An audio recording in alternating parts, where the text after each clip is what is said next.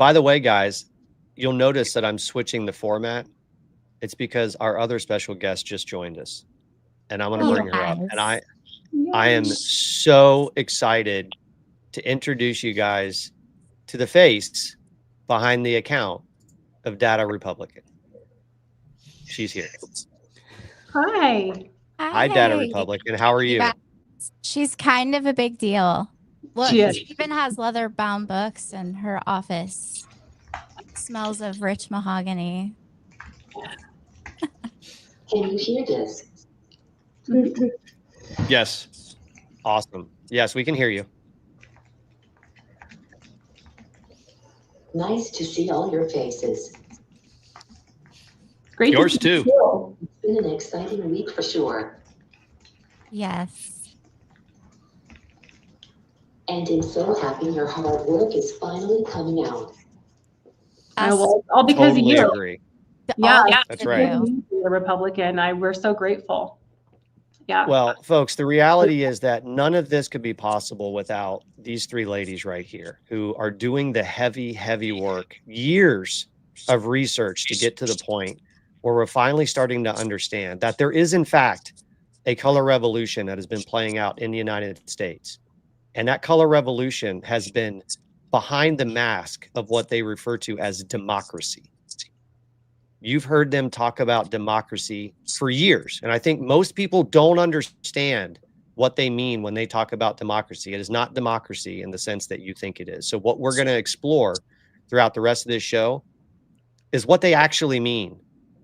And also what Lisa and others have written about this. So one of the things that you talk about in that first article that was posted on 10/17 that I just want to spend a few minutes on, you lay out a framework for how these organizations basically plan to usurp the constitutional republic as it exists today.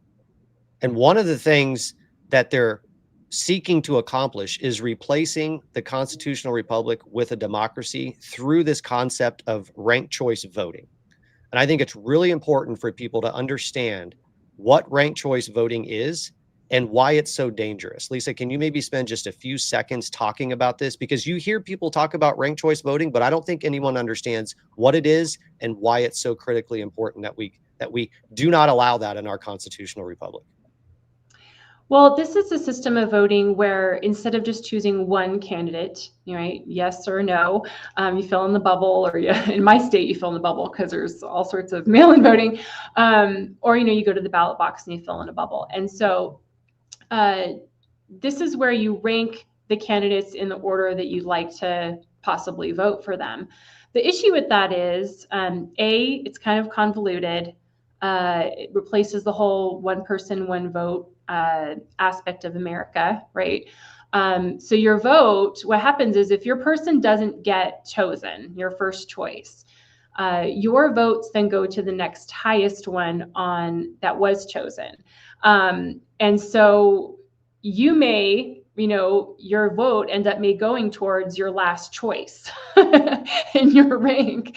And so this is something it's very convoluted. All the countries that are using it, like Australia and others, I know our districts that adopted it, there was like 28 districts that adopted it. And that's kind of what I cover in that article as well, is that Shriver kind of swooped in with his 3 organizations, 28 people, 28 districts ended up adopting it, and many of them have already kicked it out, including the one that I live in. So I think it's just, it makes cheating a lot easier, I think. And I think it lowers people's trust in that their vote actually ended up where it was supposed to go.